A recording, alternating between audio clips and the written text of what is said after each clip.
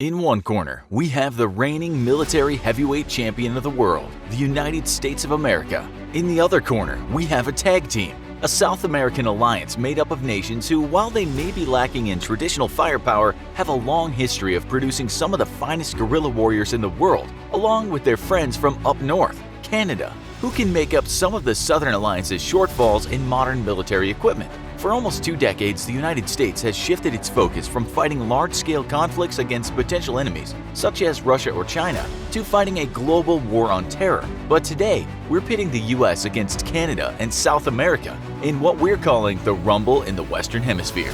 Today, the United States enjoys a very close partnership with its northern neighbor, and Canadians and Americans have fought side by side ever since World War I. One of the founding NATO members, Canada and America have been steadfast allies in preserving the free democracies of the West, and in modern times, the two nations cooperate extensively in anti-terror campaigns around the world. The partnership between the US and Canada has made North America a bastion of liberal democracy, whose strength is bolstered by its close ties with their South American friends like Brazil. They frequently cooperate in military and peacekeeping operations with. But what would happen if this strong system of alliances were torn apart and Canada and South America went from the US's closest allies to mortal enemies? What would a conflict in the Western Hemisphere look like, and who would be the ultimate victor? Canadians may be world-renowned for their politeness, but they have also proven their ferocity in combat time and again. A strong military tradition and close partnership with the US sees Canada fielding a very modern and capable military,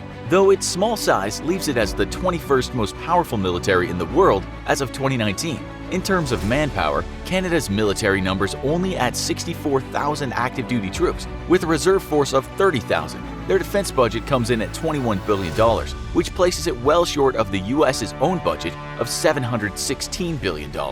At sea, Canada can call upon 12 frigates and 4 submarines, with a host of patrol vessels mostly used for peacetime waterway policing. Though small, the Canadian Navy is a modern one, fielding the extremely capable Halifax-class frigates. A domestically designed frigate, the Halifax class of ships were built for anti-submarine warfare, but boast very capable air defense and anti-ship capabilities. Despite being over 20 years old, each frigate recently underwent a modernization program in cooperation with the US's Lockheed Martin, updating each ship with modern weapons and radar. Its submarine forces unfortunately are a bit dated, with Canada still relying on British-built Victoria-class diesel-electric submarines. While still very capable vessels, the British decommissioned their own Victorias at the end of the Cold War, 4 of which were sold to Canada. Although few in number and lacking the endurance of the US's nuclear submarines, Canada's subs could make for some very unpleasant surprises against the US's fleets in case of war. On the ground, Canada fields a force of 80 German-made Leopard 2 tanks with varying upgrade packages, though none are upgraded to the most modern A7 configuration. This still makes the Leopard an incredibly capable vehicle, often outperforming even the US's M1 Abrams in tank challenge competitions. In the air, though, Canada faces a host of problems, most notably its aging fleet of 53 American F-18 Hornets. Not only is Canada in desperate need of a modern fighter, but it also lacks in qualified pilots and mechanics to keep its fighter fleet in the air. A recent audit by Canada's Office of the Auditor General discovered that Canada cannot currently meet both of its obligations to the highest NORAD alert level and its NATO obligations at the same time. This paints a very grim picture for Canada's Air Force and leaves the nation incredibly vulnerable in a modern war. As a vital partner with the US in maintaining North America air defense, though, Canada's problems are very much America's problems as well. Though a current program to procure new fighters should see the Canadian Air Force with modern jets by the mid-2020s. South America is once more returning to the battle arena after faring very poorly against the United States last time. Check out our USA vs. South America video to see how that went down. However, this time it will be different, as they have northern allies to call upon. Once more, the South American alliance features 11 nations: Brazil, Argentina, Peru, Venezuela, Colombia, Chile, Bolivia, Ecuador, Uruguay, Paraguay, and Suriname. And once more, it's Brazil, who has the most capable military of the alliance. Brazil faces many of the same problems it did last time, most notably the fact that its own military is quite limited, and while its allies can provide large amounts of manpower, they can offer little in the way of modern military equipment. Focused on fighting internal conflicts, South American forces consist mostly of light infantry, though at least half of its infantry is mobilized. Tanks have never been a priority of the South American nations, and this leaves Brazil and its nearly 500-strong armored forces as the only heavy ground combat forces the South American alliance can bring to the war. Unfortunately, Brazil's tanks are mostly inferior Leopard 1s. Remember, Canada has the Leopard 2, which would not last very long against America's M1 Abrams. They also have a token force of roughly 100 obsolete American M60 Pattons, a tank that was first introduced in 1960. Vastly outgunned and outnumbered, Brazil's tank forces will be hard-pressed to hold the line against an American armor assault, especially as the entire alliance fields very little if any heavy fire support platforms, with a token force of mobile artillery pieces and attack helicopters, which would themselves be easy prey to U.S. air assets. In the air, the South American alliance offers only a tiny force of obsolete American Northrop F-5s, along with Dassault Mirage 2000s. Though a very capable fighter, Brazil's Mirages number only a dozen and could do little to keep the skies over South American troops open. At sea, the alliance can field 30 frigates of varying capability and modernity, as well as a submarine force of 32 diesel-electric subs, which also vary in capabilities and modernity.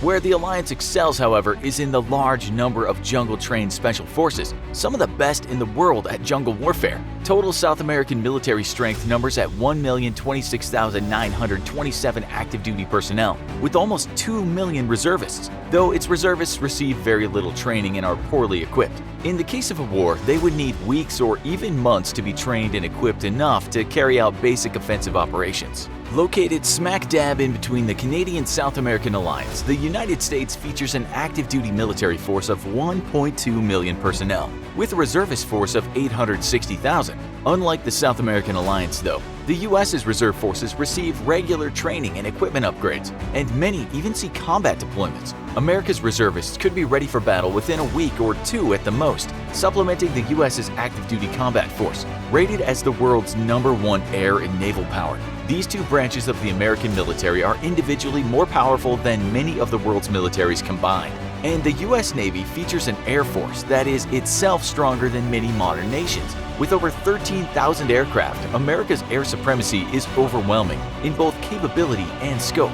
Though the much-vaunted F-35 is still not fully combat capable, and the F-22 features low numbers and spare parts problems which would limit their sortie rates, that still leaves thousands of extremely capable fourth-generation fighters and attack aircraft though, along with 971 attack helicopters. One of the best attack helicopters in the world, American Apaches have proven themselves time and again in various theaters of combat, most famously in 2003 in Iraq, when a squadron of Apaches flew into a planned ambush over the city of Karbala. 31 Apaches flew directly into an ambush planned by the Iraqi Republican Guard Medina Division, facing cannon, missile, and RPG fire. Incredibly, the Apaches only lost a single helicopter. So how would this 2-on-1 deathmatch go down? Who would come out on top?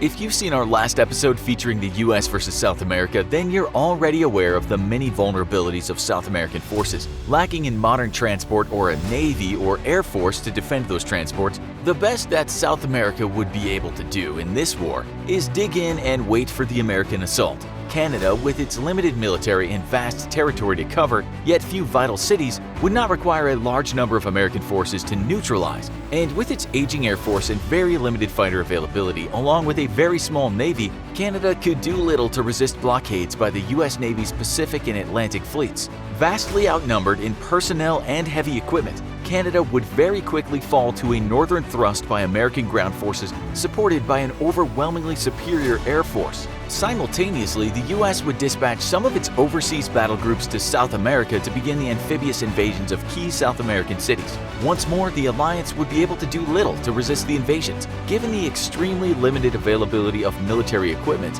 and the difficulty in transporting large numbers of troops across the rough terrain of Central South America. The few existing modern roadways and rail lines would be destroyed by Americans' naval air forces, and any forces attempting to reach the American beachheads would have to do so largely on foot and through thick jungle or risk eradication at the hands of American air forces. Brazil would be the U.S.'s first target, as the nation presents the greatest threat, and its far inferior naval forces would do little to stem the forthcoming amphibious assaults. In the end, the United States would only send major ground offenses against Canada, whose terrain and modern infrastructure would offer much faster transport for American forces. Being mostly wilderness, the U.S. would only have to capture key Canadian cities to declare victory over its northern neighbor. In the South, the US would once more enjoy the ability to amphibiously land large amounts of troops anywhere it pleased, easily pushing aside any naval forces the Southern Alliance could muster. With most of South America's strategically or economically important cities being along the coast, there would be little need to push into the jungles, where South American forces and their jungle fighting experience would fare far better than US forces. Despite the addition of Canada to the mix, a US victory would still be overwhelmingly one-sided. Though fielding larger numbers of troops, the Canadian-South American alliance simply lacks the modern combat equipment and force multipliers that modern nations enjoy, and has no hope of matching American military and technological strength. Thankfully, in the real world, the US and its Western Hemisphere neighbors enjoy a strong tradition of cooperation, and America and Canada's bond as liberal democracies is all but unbreakable. While its northern neighbor may be a fraction of its own military strength, the US nonetheless relies heavily on Canadian military power to protect North America from overseas enemies, and together they make the continent one of the most militarily secure in the world. Who do you think would win this match in the real world? Let us know in the comments. And as always, if you enjoyed this video, don't forget to like, share, and subscribe for more great content.